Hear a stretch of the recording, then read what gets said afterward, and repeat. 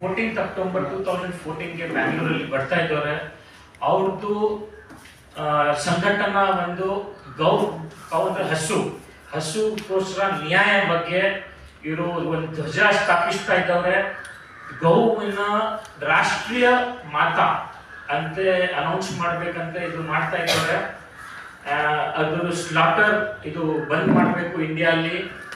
ಯಾಕಂದ್ರೆ ಸನಾತನ ಧರ್ಮಲ್ಲಿ ಅವ್ರಿಗೆ ಬಹಳ ಗೋ ಧ್ವಜ ಸ್ಥಾಪಿಸೋಕೆ ಎಲ್ಲ ಬಂದಿದ್ದವ್ರೆ. ಅದರಲ್ಲಿ ನಮ್ಮ ವಿಕಾಸ್ ಜಿ ಪಠಾಣಿ ಅವರು ನ್ಯಾಷನಲ್ ಕನ್ವೇನರ್ ಗೋ ಧ್ವಜ ಸ್ಥಾಪನಾ ಭಾರತೀಯ ಮುಕ್ತೇಶ್ವರಾನಂದಜಿ ಜಗದ್ಗುರು ಅವರು ಗೋ ಭಾರತ ಯಾತ್ರೆ ಪ್ರತಿಷ್ಠೆ ಯಾತ್ರೆಯನ್ನು ಮಾಡ್ತಾ ಇದ್ದಾರೆ.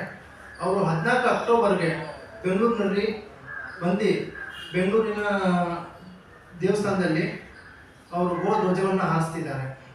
ಇಲ್ಲಿ ಬೆಂಗಳೂರಲ್ಲಿ 14 ಅಕ್ಟೋಬರ್ಗೆ ಗೋ ಧ್ವಜ ಆಂದೋಲನ ಇದೆ. ಅದರ ನಿರಂತರವಾಗಿ ಈ ಮೀಟಿಂಗನ್ನು ಎಲ್ಲ ಕುಣಿಸಿದ್ದೀವಿ.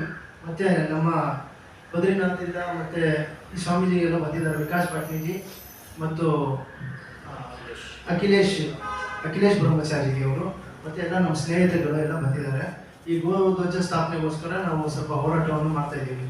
ಅದಕ್ಕೆ 14 ಅಕ್ಟೋಬರ್ಗೆ ನಾವು ಆಂದೋಲನ ಸ್ವಲ್ಪ ಜೋರಾಗಿ ಮಾಡ್ತಾ ಇದ್ದೀವಿ. ದೂರಿಯಾಗಿ ಗೋ ಧ್ವಜ ಸ್ಥಾಪನಾ ಭಾರತ ಯಾತ್ರಾ ಕಾರ್ಯಕ್ರಮಕ್ಕೆ ಪರಮ ಪೂಜ್ಯ ಅವಿಮುಕ್ತೇಶ್ವರಾನಂದ ಮಹಾರಾಜರು ಆಗಮಿಸ್ತಾ ಇದ್ದಾರೆ 14ನೇ ತಾರೀಕು ಬೆಂಗಳೂರಿಗೆ.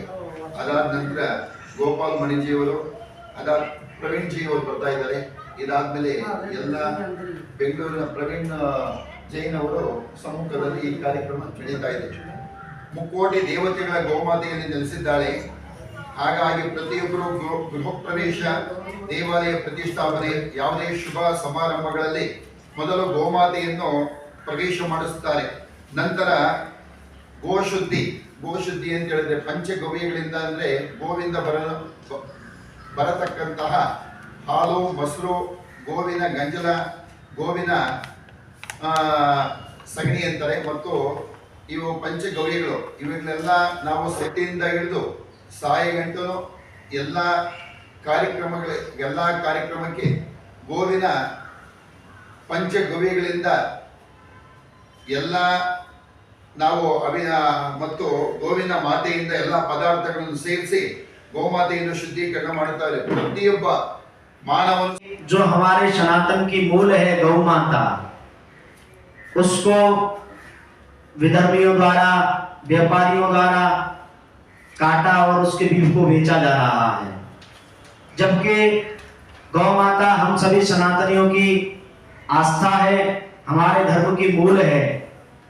उसके संरक्षण के लिए संपूर्ण भारत में गौ हत्या बंद कराने के लिए पूज्य धर्म सम्राट स्वामी कृपात्री जी महाराज ने इस आंदोलन की शुरुआत की.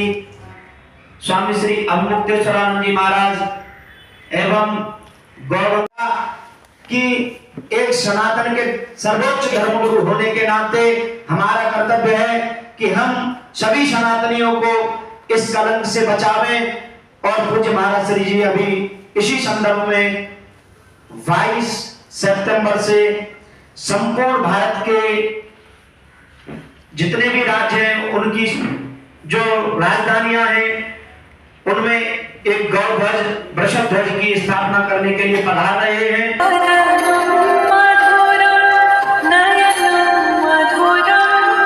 के रिवॉल्यूशन को हम नहीं भूलते हैं.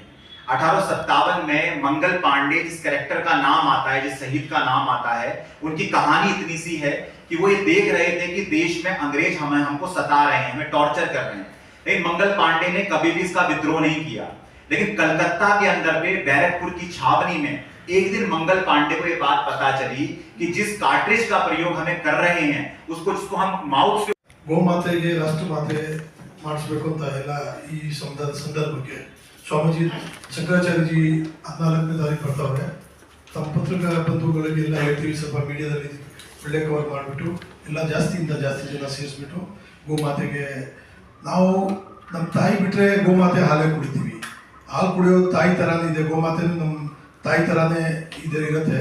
ನಮ್ಮೆಲ್ಲರಿಗೂ ಬಂದಿದ್ದಕ್ಕೆ ಧನ್ಯವಾದ ಹೇಳ್ತೀವಿ. ಸ್ವಾಮೀಜಿ